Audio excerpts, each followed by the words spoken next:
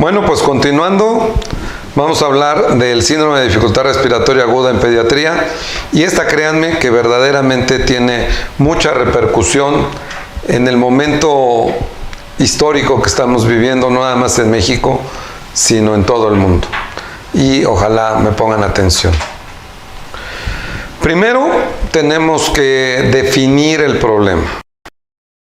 Definir las definiciones, porque aunque suene redundante, muchos hablamos de dificultad respiratoria e insuficiencia respiratoria, y son dos cosas diferentes, independientes. Se pueden ligar, sí, pero son independientes. Entonces, durante la charla haremos la diferencia entre el síndrome de dificultad respiratoria y el síndrome de insuficiencia respiratoria. Y tenemos que hablar de esto como datos clínicos de una enfermedad o como una patología propiamente dicha. Dificultad respiratoria. Hablaremos así, y eso es muy importante que sepamos hablar cuando presentemos a un paciente, a otro colega, sobre que se refiere a las manifestaciones clínicas que tiene un paciente para respirar. Qué difícil se le hace respirar. Todas las manifestaciones clínicas que tiene un paciente para respirar, a eso corresponde la dificultad respiratoria. Insuficiencia respiratoria es la incapacidad que tiene el sistema respiratorio para cumplir con las necesidades de intercambio gaseoso. Ojo, la normalidad gasométrica no excluye que el paciente tenga datos de dificultad respiratoria para cumplir con el objetivo de intercambio de gaseoso adecuado. O sea, para cumplir con esas demandas metabólicas, un paciente puede tener gran dificultad respiratoria. Tiene datos de dificultad respiratoria, pero no tiene insuficiencia respiratoria si nosotros tomamos una gasometría y tiene un nivel de oxemia adecuado, tiene un CO2 adecuado y un pH y un bicarbonato adecuados. Con ese trabajo está cumpliendo con esas demandas. Que se puede cansar, es cierto. Otro aspecto a considerar es que la ausencia de datos clínicos de dificultad para respirar no excluye la presencia de insuficiencia respiratoria. El ejemplo más claro es aquel paciente, independientemente de su edad, que pone un anafre dentro de su casa en época de invierno para guardar calor. Se concentra una alta cantidad de dióxido de carbono, se intoxica y cae en una parada respiratoria. Si lo rescatan, en la fase de rescate, ese paciente le toman una gasometría y tiene insuficiencia respiratoria. Tiene acidosis, tiene hipoxemia e hipercarbia. Y nunca tuvo, o cuando menos en el momento de la gasometría, no tiene una dificultad respiratoria. Otro paciente puede ser el paciente con un deterioro neurológico de abajo hacia arriba, Guillain-Barré. Empieza con algo de dificultad respiratoria, pero cuando la enfermedad toca arriba de los músculos intercostales, el paciente ya no tiene datos clínicos de dificultad para respirar y cae en insuficiencia respiratoria. El paciente que se administra una droga que altera su función neurológica no va a tener alteraciones respiratorias y va a tener una insuficiencia respiratoria. Espero que semánticamente empecemos a hablar con ese entendimiento. Hablando de datos clínicos de dificultad para respirar, hoy por hoy, y lo universalmente conocido por médicos generales, por pediatras o por especialistas, no nos metamos en otras clasificaciones de dificultad para respirar, como sería la evaluación de la dificultad respiratoria de tipo obstructiva, que eso es otra clasificación, pero en términos generales, si manejamos la escala de Silverman-Andersen, ya estamos del otro lado para entendernos qué es lo que tenemos que hacer dependiendo de su puntaje en el grupo de pacientes que la tengan. Recordar rápidamente, vamos a evaluar el aleteo nasal, el quejido respiratorio, los tirajes intercostales, la retracción esternal y la disociación tóraco-abdominal. Para esto requerimos nuestros ojos, nuestras manos y un estetoscopio. Nada más. No estamos hablando de oximetría de pulso, de capnografía, nada. Clínica. Todo paciente que tenga una escala de Silverman-Andersen de 4 puntos, hay que vigilarlo continuamente, de identificar rápidamente cuál es la causa de esta dificultad respiratoria y de intervenir rápidamente, porque si nos llegamos al punto 6 ya lo estaremos intubando de manera urgente y después tendremos que identificar la causa. Evitar que el paciente llegue a ser irritable o letárgico. Estos 2 puntos con patología pulmonar nos hablan de que este paciente lleva ya tarde su tratamiento o su evaluación. Irritabilidad, hipoxia. No traten de acostar a un paciente que esté irritable y que no tolera acostarse si tiene dificultad respiratoria, y menos lo vayan a querer sedar, porque lo pueden matar o pueden condicionar un paro cardiorrespiratorio. Esta puede ser una actitud defensiva para poder cumplir últimamente sus demandas de oxigenación o de eliminación de dióxido de carbono. No esperen a que tenga cianosis para ser intubado, a menos que sea un paciente con una cardiopatía congénita cianógena y que además tenga una patología pulmonar aguda. Obviamente la bradicardia ya nos habla de que ese paciente está en riesgo de fallecer en un momento. Ahora vamos a hablar de las causas del síndrome de dificultad respiratoria. ¿Por qué un paciente pediátrico puede tener dificultad para respirar? Hablemos de 2 grandes síndromes, el síndrome obstructivo y el síndrome restrictivo. Obstructivo, va a haber una resistencia aumentada al flujo de aire, a lo que entra a los pulmones. Puede ser esta localizada a nivel superior, como muestra esta fotografía, un paciente gran quemado, en donde tal vez no tenga patología pulmonar previamente como tal, pero toda la vía aérea está quemada y no puede respirar por el proceso inflamatorio que tiene. Ojo, en este grupo de pacientes, todo paciente con quemaduras de los cilios nasales, hay que intubarlo prematuramente antes que no podamos intubarlo y tener que hacer una intubación por vía traqueal. Recuerden que no todo el cuerpo extraño que puede provocar dificultad respiratoria en un escolar, en un lactante, es radioopaco. O sea, si es metal, por supuesto lo vamos a ver en una radiografía, pero ¿qué tal si es un diente o una semilla? No la vamos a ver. Aquí lo que nos va a ayudar es la clínica. Señora, antes de que su bebé empezara con datos de dificultad para respirar, estuvo enfermo, tuvo fiebre, tuvo un proceso infeccioso previo, tenía alguna patología respiratoria previa o no. Si no hay antecedentes que nos hagan pensar en una patología o una enfermedad respiratoria previa y hay datos bruscos, inmediatos de dificultad respiratoria, ese paciente tiene un cuerpo extraño hasta no demostrar lo contrario. Y obviamente el síndrome obstructivo inferior podría ser cualquier obstrucción al paso del aire, como sería el broncoespasmo. Llámenle como quieran, asma bronquial, puede ser la misma bronquiolitis, etc.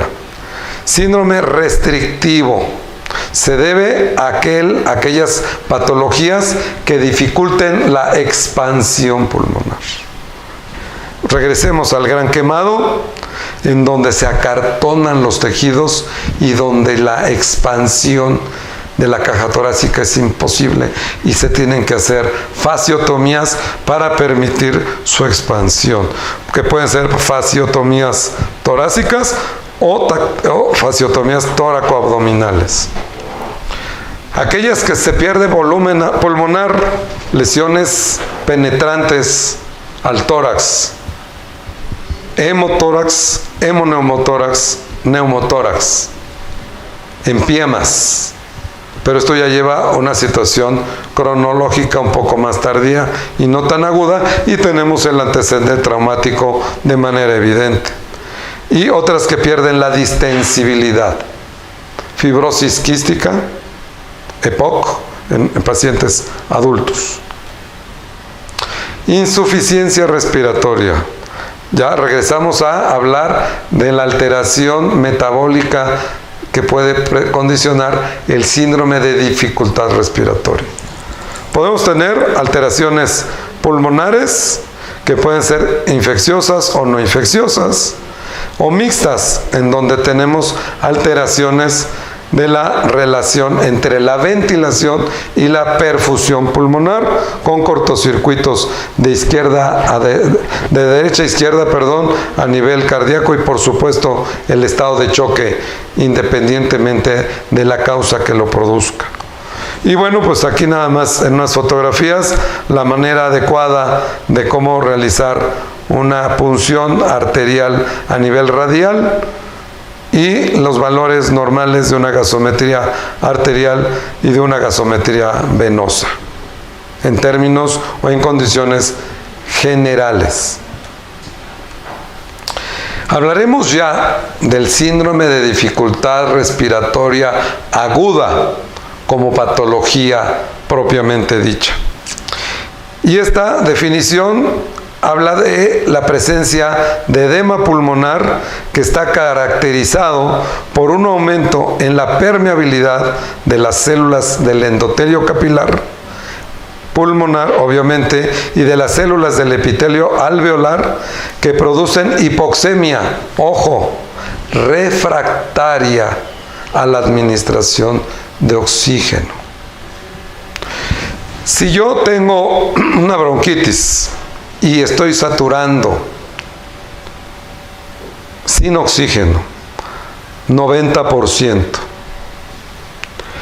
y me ponen oxígeno con mascarilla sin reservorio, esa saturación, si tengo bronquitis, me subirá al 97 o al 100%.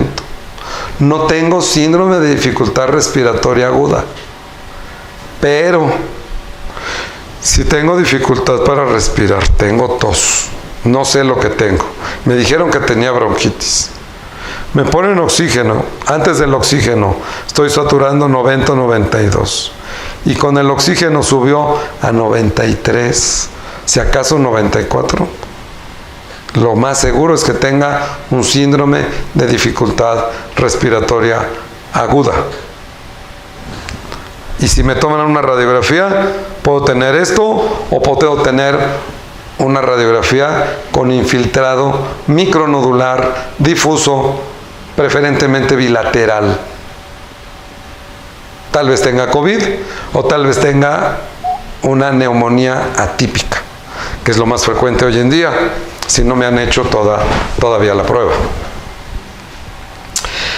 No voy a hablar de las definiciones históricas de esta patología, pero sí les voy a hablar de las nuevas definiciones, en donde se elimina el concepto de acute lung injury y prácticamente aquellos pacientes que tengan una relación entre la presión arterial de oxígeno tomada de una gasometría arterial y la fracción inspirada de oxígeno que yo tenga y que esté entre 200 y 300.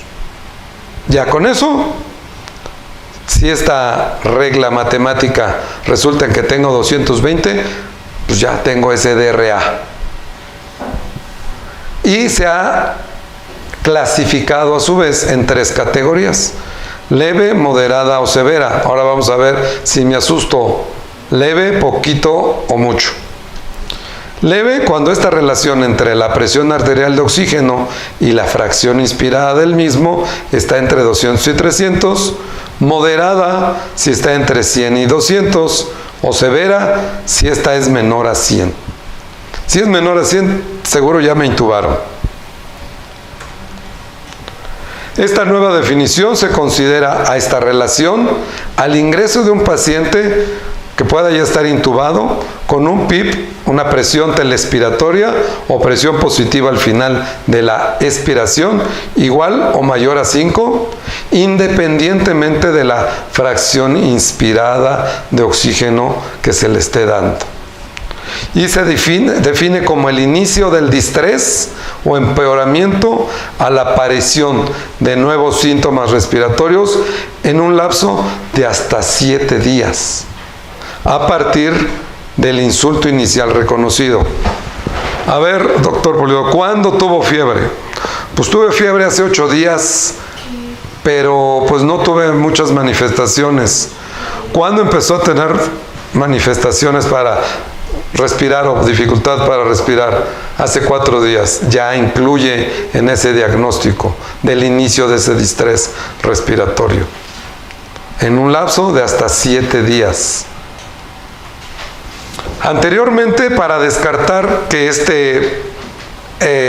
esta imagen radiológica característica de este síndrome de distrés respiratorio, SDRA, fuese secundaria a una patología cardíaca, hace muchos años colocábamos un catéter de Swan-Ganz, ahora ya no se requiere para descartar patología cardiovascular que fuera la responsable de esta alteración de perfusión y mala ventilación pulmonar, pero sí lo tenemos que descartar con una ecocardiografía. Entonces me tienen que hacer un eco para decir, ok, no tiene patología cardiovascular que justifique que el señor se ponga mal del pulmón. La radiografía con opacidades bilaterales, que no tenga derrames, que el pulmón no esté colapsado o que tenga atelectasias o masas tumorales. O sea, todo esto se debe de excluir para que me incluyan que tenga yo esta patología, este síndrome. Y obviamente se abandona la definición de distensibilidad estática o de volumen minuto corregido como unas variables de clasificación que se utilizaba anteriormente. Cuando les empiezo a decir a mis alumnos o a mis asistentes, oye, ¿qué índice de oxigenación tiene este paciente? O el índice de saturación, o la relación entre la oxigenación y la FiO2, Kirby, siempre me ponen estas caras. ¿Qué? ¿De qué se trata, doctor? Bueno, pues tenemos que empaparnos, y más en estos tiempos, que seguramente nos va a tocar estar en urgencias o en la terapia, de estas 3 reglitas. Índice de oxigenación, la relación que hay entre la fracción inspirada de oxígeno, la presión media de la vía aérea que estoy manteniendo en mi paciente que ya está ventilado, por 100 entre la presión arterial de oxígeno. Índice de saturación de oxígeno. Me gusta mucho esta porque no tengo que tomar necesariamente la gasometría y ya nos permite la nueva definición con la saturación transcutánea de oxígeno. O recuerden otra vez, que la pletismografía sea adecuada, que la presión de pulso sea adecuada para que podamos tomar ese valor como referente. Entonces, índice de saturación de oxígeno es la relación que hay entre la fracción inspirada de oxígeno que estoy recibiendo, la presión media de la vía aérea por 100, o lo indexamos entre la saturación transcutánea de oxígeno. Y la relación o el Kirby que ya habíamos visto anteriormente, ¿no? Todo en decimales. Hablemos de el síndrome de dificultad respiratoria aguda en el niño. ¿A quiénes se excluye este síndrome? A las enfermedades pulmonares perinatales, como sería el SDRA del neonato, que es relacionado a la enfermedad por membrana hialina. La oxigenación, en relación a la oxigenación, tiene que haber hipoxemia esencial para el diagnóstico. y tenemos que hacer la medición del índice de oxigenación, el índice de saturación sobre la fracción inspirada y el índice de presión arterial de oxígeno sobre la fracción inspirada de oxígeno con estos valores. En pacientes que están bajo ventilación mecánica, el índice de oxigenación leve de 4 a 8. Con un ISO, que es el de saturación, entre 5 a 7.5, moderada con un índice de oxigenación de menos de 16, con un ISO entre 7.5 y 12.3, y severa cuando el índice de oxigenación es más de 16 o el ISO es más de 12.3. Y cuando no utilizamos la presión invasiva con un CPAP de mayor de 5, esto podría para lactantes o para niños que estamos manejando con ventilación no invasiva, que ahorita no es muy recomendable por la dispersión de aerosoles, pues son estos valores. Históricamente, el índice de oxigenación yo lo utilizaba mucho para escalar de ventilación convencional a ventilación de alta frecuencia. Esto es cuando ya mis parámetros ventilatorios estaban con una presión inspiratoria máxima de 30, un PIP de 10 o más, a 15, les tomábamos el índice de oxigenación. Si salía por arriba de 20, quería decir que había poca elastancia pulmonar, y entonces tendríamos que pasar a una moda ventilatoria menos agresiva como para el pulmón, como alta frecuencia oscilatoria, con un índice de oxigenación por arriba de 20. Ahora, para establecer el diagnóstico de CDRA pediátrico grave, es por arriba de 16.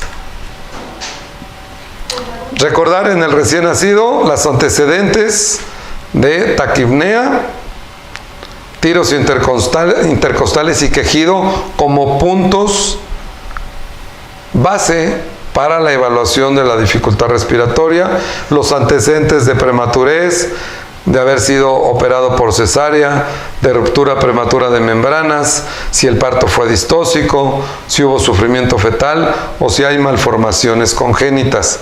Todas estas pueden ser causas de distrés respiratorio en el recién nacido. ¿De qué echamos mano para el diagnóstico? Primera, pues de los rayos X. Procurar que nada impida ver bien la radiografía, evitar que haya, como en esta fotografía, un cable ahí atravesado. La oximetría de pulso y la gasometría arterial, así de rápido. Vamos a hablar de las imágenes relacionadas al estrés respiratorio en el recién nacido, cómo evoluciona la enfermedad por membrana hialina en la primera fotografía, una membrana hialina en donde podemos todavía definir los perfiles de la silueta cardíaca. Posiblemente este paciente tiene algunos datos para algunos de broncoaspiración porque las astas superiores bronquiales están ocupadas. Nos pasamos a la segunda. Ya la silueta cardíaca la vemos despeluzada, por decir así. No se ven por completo bien definidos los bordes del corazón. Ya hay una imagen en vidrio despulido o con infiltrado intersticial difuso generalizado, bilateral, prácticamente homogéneo, aunque esta radiografía pues no está bien centrada. Todos los pacientes están intubados, si se fijan. Y esta en donde prácticamente no vemos la silueta cardíaca. Radiológicamente la etapa más grave. Ya no hay dónde distinguir dónde está el corazón. Ojo, no todo en el recién nacido es secundario al pulmón. Estas radiografías son relacionadas a eventos de malformaciones, como vemos aquí, una hernia diafragmática con los intestinos en el hemidiafragma, arriba en el hemitórax izquierdo. Tenemos también hernias con el diafragma elevado del lado derecho. Y obviamente también tenemos lesiones iatrogénicas durante la ventilación o la resucitación, como sería un neumotórax bilateral o un neumotórax a tensión del lado izquierdo. Mucho ojo, ¿dónde está la punta de la cánula endotraqueal cuando intubamos pacientes? Imágenes características de una malformación congénita, como sería posiblemente un Epstein. ¿Qué tenemos que hacer? Primero, sospechar el problema. ¿Tiene dificultad respiratoria? Sí o no. ¿Qué calificación en la escala de Silverman tiene? ¿Tiene insuficiencia respiratoria? ¿Gasométricamente o por la saturación tiene hipoxemia? ¿Cuál es la causa? ¿Pulmonar o extrapulmonar? ¿Cuál va a ser mi tratamiento más adecuado? ¿Y qué vigilancia tenemos que hacer en este grupo de pacientes? Nuevamente, primer tratamiento ante cualquier paciente grave, oxígeno suplementario. Oxígeno con mascarilla y reservorio, siempre. Por arriba de los 10 litros por minuto, idealmente a los 15. Inhaloterapia en aquel paciente que escuchemos de alteraciones relacionadas a un broncoespasmo, puedan o no utilizarse por vía inhalada o por vía sistémica, pero háganlo. Después verán si fue indicado o no indicado. En la fase aguda, quítenle el problema al paciente.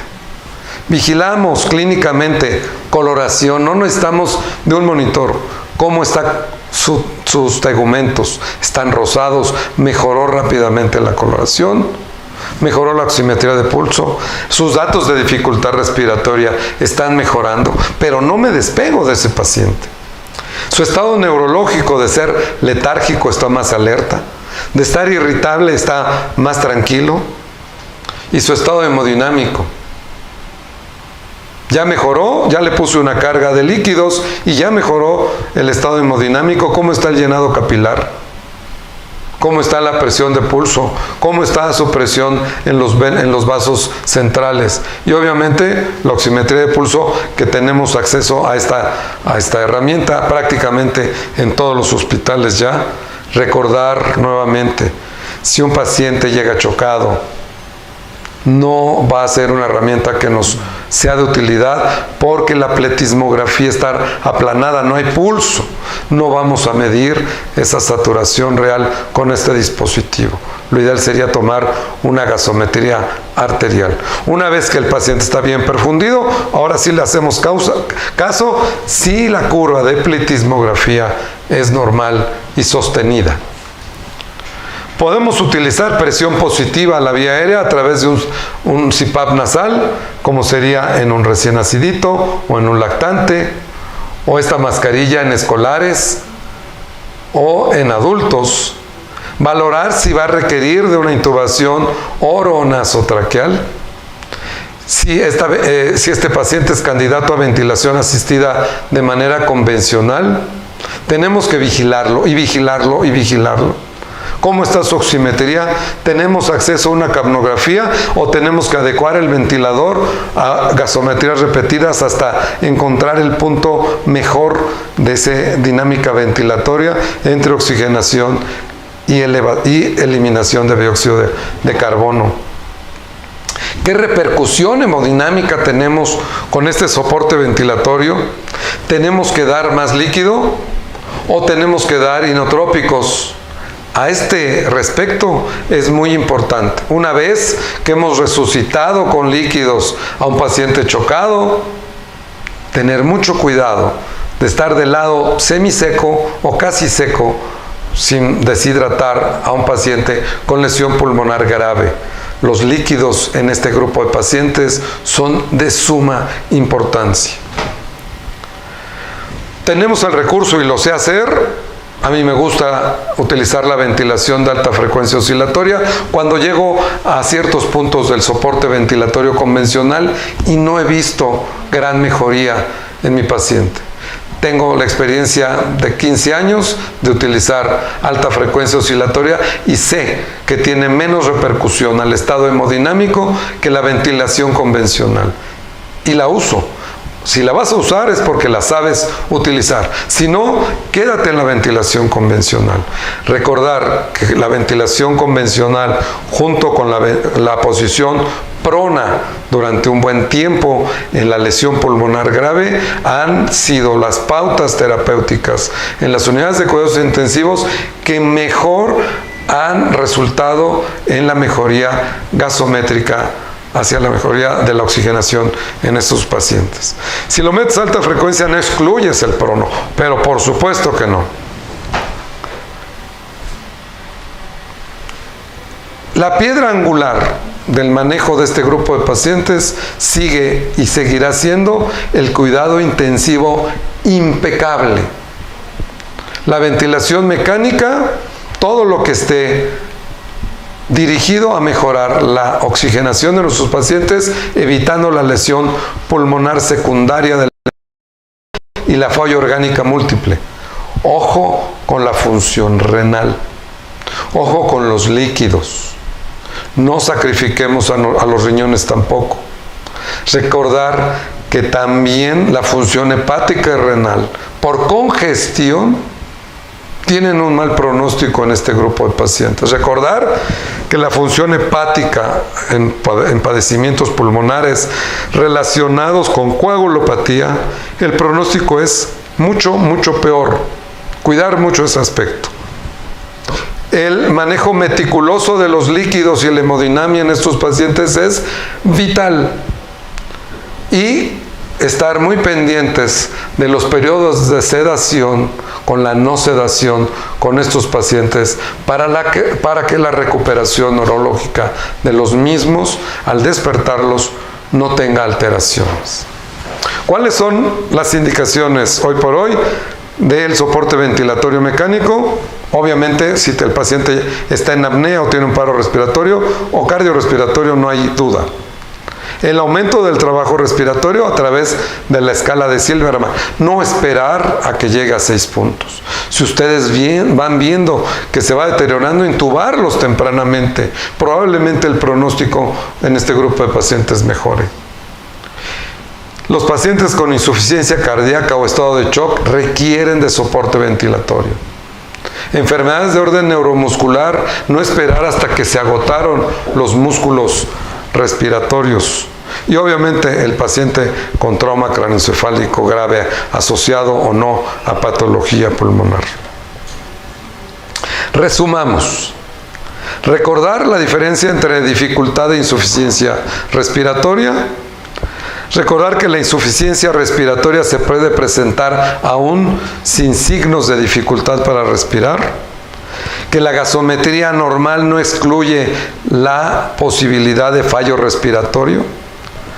Las causas del síndrome de dificultad respiratoria aguda pueden ser también extrapulmonares, como sería el estado de choque séptico. La intervención temprana disminuye seriamente la mortalidad y mejora la morbimortalidad. Y recordar, cuando intubamos a un paciente, la relación entre el corazón y el pulmón va pegados hasta que la muerte los separe. Muchas gracias. La hipercapnia permisiva es indicada en pacientes con COVID-19. Definitivamente, es una alternativa dentro de las estrategias ventilatorias. La pregunta es si la hipercapnia permisiva es recomendable ante pacientes con dificultad respiratoria severa o bien que son sometidos a soporte ventilatorio con COVID-19. La respuesta es sí, definitivamente. No sabemos si buscamos la hipercapnia al manejar volúmenes corrientes bajitos de 6 milímetros por kilo o si es un efecto. Pero si la encontramos a nivel gasométrico, la idea es no lesionar el pulmón. Manejar volúmenes pequeños, mesetas no por arriba de 30, presión telespiratoria adecuada para manejar esta diferencial entre la presión telespiratoria y la presión máxima de no menos de 10 milímetros de mercurio, por favor. ¿Cuáles son las ventajas del protocolo de Berlín sobre la clasificación de Murray para determinar el síndrome de respiración? Es mucho más accesible, como les decía, no les puse el anterior, les puse el de Berlín y simplifica mucho el diagnóstico de pacientes. ¿Cuándo indicaría usted el decúbito-prono en un niño con síndrome de dificultad respiratoria aguda. Ok, la posición prona la indicamos aún en pacientes que no necesitan ser intubados. El paciente con riesgo de hipoxemia, con patología pulmonar, el recién nacido con taquipnea transitoria, el recién nacido incluso con una síndrome de dificultad respiratoria inicial.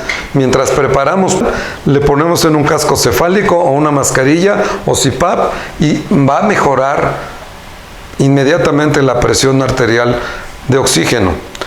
El paciente que tiene una neumonía severa, independientemente de si es COVID o no COVID, o si es mixta, independientemente, lo primero es intubarlo, ajustar el nivel de PIP ideal. Este es el nivel de PIP que nos mantiene la mejor saturación con una fracción inspirada de oxígeno entre 50 y 60 y de ahí no nos movemos. Vamos subiendo con una presión inspiratoria máxima de no más de 30, vamos subiendo poco a poco el nivel de PIP hasta encontrar el ideal.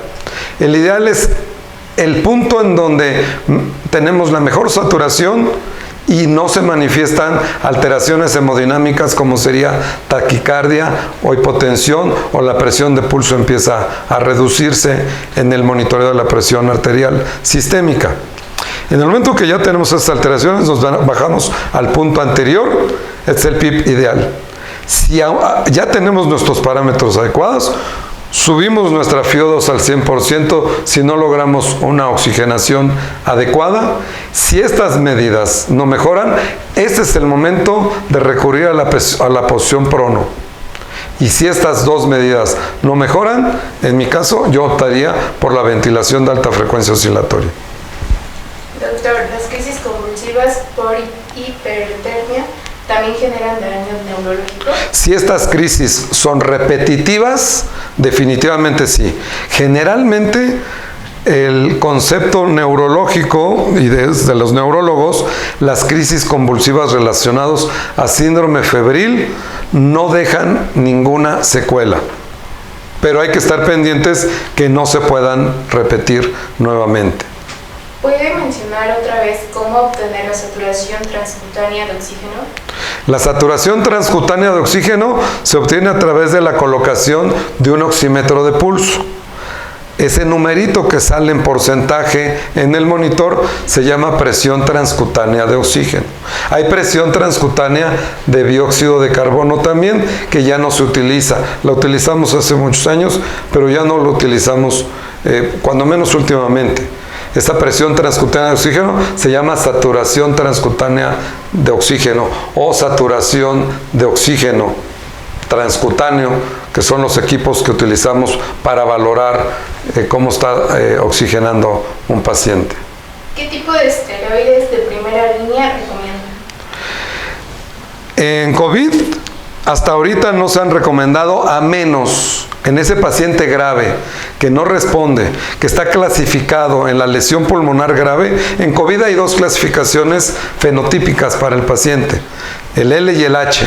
Aquel paciente que con las medidas de protección pulmonar sigue grave y no oxigena, en ese momento ya clasificamos al paciente muy grave y posiblemente tengamos que utilizar terapias antiinflamatorias que aún están en experimentación o el uso de esteroides cortos, dexametasona a dosis bajas por periodos cortos de tiempo. Se refiere en la literatura tanto china como española de entre 3 y 5 días máximo. Bueno, creo que varios tienen preguntas sobre el COVID y dicen que es fuera del tema, pero de forma general, ¿cuál es su comentario acerca de esto? ¿De qué? En comportamiento con los niños, en la insuficiencia respiratoria, ¿y qué recomendaría usted en el prisma del COVID-19?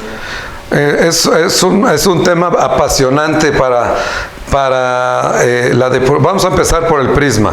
El prisma es una terapéutica que se utiliza desde el punto de vista nefrológico, la mayoría de las veces, pero también es una herramienta que está subutilizada. Está subutilizada porque hay mucha enfermedad relacionada a patologías inflamatorias autoinmunes que pueden ser depuradas a través de los prismas, de los filtros que se utilizan en Prisma. Cuando tenemos o suponemos que hay liberación de citoquinas, estas van a producir un síndrome de respuesta inflamatoria sistémica en el paciente con sepsis severa, con choque séptico, en el paciente con falla multiorgánica secundaria a esto, el paciente que puede ser COVID o no COVID y que está muy grave y que ya tiene alteraciones multiorgánicas, el uso temprano de esa alternativa para depurar citoquinas de fase inflamatoria, considero que es una alternativa viable y que deberíamos de estar utilizando. Es muy cara, pero si se tiene el recurso, hay que utilizarlo, al igual que los esteroides, de manera temprana. Todas las terapéuticas que se utilicen cuando hay un síndrome de respuesta inflamatoria severa en pacientes con lesión pulmonar grave, que no responden a las primeras medidas de reclutamiento y de tratamiento inicial, hay que iniciar maniobras antiinflamatorias que pueden ser los esteroides, que puede ser el Prisma, que puede ser la cloroquina, la hidroxicloroquina, etc. En niños, COVID en niños, afortunadamente la historia de esta enfermedad hasta ahora nos va enseñando que los niños son los menos afectados, cuando menos de manera grave. No quiere decir que no se enfermen. Posiblemente sean los vectores más amplios que existen. Puede haber muchísimos niños severamente, bueno, no severamente, sino ya infectados, portadores, y no tienen mayor síntoma. Tal vez un poco de tos, tal vez febrícula, y si acaso 1 o 2 días de fiebre, su sistema inmunológico en niños bien nutridos le va a permitir resolver el problema sin la intervención, en la gran mayoría de las veces, de ningún médico, ni siquiera de los pediatras. Hay otros niños que hay que cuidarlos: el cardiópata, el niño gordito, que puede tener enfermedades metabólicas, el diabético juvenil, el niño con enfermedades renales, el niño con cáncer, el niño que ha tenido en su etapa neonatal soporte ventilatorio y que tiene displasia broncopulmonar. Todo este grupo de pacientes, por supuesto, son pacientes que van a tener un alto riesgo si enferman de COVID. Se van a poner graves. Mucho cuidado si tienen en casa alguno de estos niños, tenerlos bien, bien guardaditos, que no salgan para nada. Y eso sí. Muy bien, muchas gracias.